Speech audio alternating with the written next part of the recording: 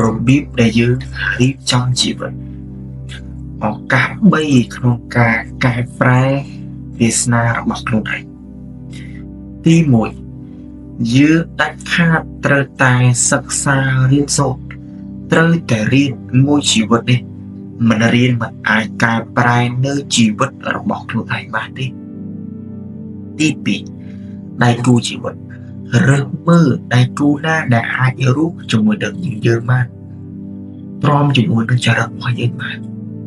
មិនមែនយកមកគ្រាន់តែមើលតែលើរូបរាងនោះទេមើលអត្តចរិតក្រុមគ្រួសារទ្រព្យធនហើយនឹងរូបសម្បត្តិចរិយាសម្បត្តិមើលទាំងអស់នឹងឲ្យសពជីវិតយើងមិនអាចយកគ្រួសារ2ទៅ3ដងបានទេយូរតែម្ដងឲ្យមានប្រសិទ្ធភាពឬតែម្ដងឲ្យត្រឹមត្រូវជីវិតរបស់យើងមិនយូរទេយើងនឹងអាចចាត់ចោលមនុស្សជាទីស្រឡាញ់ទៅបានអញ្ចឹងធ្វើអ្វីធ្វើឲ្យមានដងឡើង3ភ្ញាក់ខ្លួន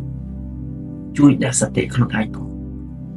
ខែងលោថាពេលណាដែលយើងធ្វើទៅវាចេះតែភ្លេចភ្លាំងមិនចេះនៅស្ងៀមធ្វើអ្វីចេះតែសប្បាយរហូតដល់ភ្លេចខ្លួនមិនមែនទេចេះដាក់ពីខ្លួនឯងចេះដាក់ខ្លួនឯងភ្ញាក់ពីនេះនេះជារឿងដែលល្អ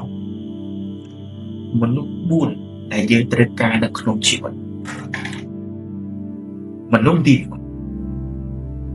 អ្នកមានគុណដែលគេចាប់អរបង្ហាញផ្លូវរបស់យើងដើររាល់ថ្ងៃនេះមិនមែនកាត់ឡើងដោយខ្លួនឯងទេមិនមែនរឿងបបដល់ខ្លួនឯងទេពេលខ្លះយើងត្រូវការអ្នកប្រាប់ដែរអ្នកណែនាំដែរអ្នកឆ្កឹះអ្នកបង្ហាត់បង្ហាញផ្លូវដែរមិនអាចទៅតែឯងបានទេយើងមើលមនុស្សជុំវិញខ្លួនរៀនពីមនុស្សជុំវិញខ្លួននេះឯងគឺជាជីវិតទីដៃគូជីវិតដែលគ្រប់គ្រងនេះមានន័យថាដៃគូដែលគេបានគ្រប់គ្រងយើងគេបានជួយជ្រោមជ្រែងយើងថែរក្សាគេតែយើងធ្វើអ្វីក៏គេគ្រប់គ្រងពេញចិត្តឯកភាពនេះឯងជាឧទាហរណ៍ទី3មនុស្សដែលមើលងាយអ្នកមានហាមនុស្សដែលយើងគេមើលងាយយើងកុំទៅចម្បាច់ខ្វល់ជាមួយអ្នកដទៃខ្លាំងពេកអ្នកដទៃបានត្រឹមតែនិយាយទេអ្វីដែលអនុវត្តផ្ទាល់គឺខ្លួនឯងទី4អ្នកខ្លួនឯងត្រូវដឹងខុសដឹងត្រូវដឹងអ្វីដែលគួរធ្វើអ្វីដែលមិនគួរធ្វើរឿង3យ៉ាងដែលយើងត្រូវតែរក្សាសំខាន់អត់គេដឹងព្រាបផ្ដាស់ទេទី1ស្នេហាដែលមិនប្រកបដោយជាយើងមិនបាច់បង្ហាញទេមិនបាច់ទៅប្រាប់មិនបាច់ទៅណែនាំអ្នកដទៃឲ្យដឹងទេដឹងតែយើងមិនអាចទេគឺបានគឺគ្រប់គ្រាន់ហើយទីអារម្មណ៍មិនសប្បាយចិត្តកុំស៊ឺបង្ហាញគេពេកបង្ហាញគេច្រើនពេកអត់មកទេកុំបង្ហាញទៅលើបណ្ដាញសង្គមច្រើនពេកពេលខ្លះគេមើលមកយើងគេថាយើងជាមនុស្សដែលអន់ខ្សោយមានអីបន្តិចបង្ហាញមានអីបន្តិចបង្ហាញទី3ស្ថានភាពហិរញ្ញវត្ថុលុយកាក់មានប្រមាណមិនបាច់ទៅប្រាប់អ្នកដទៃឲ្យដឹងទេ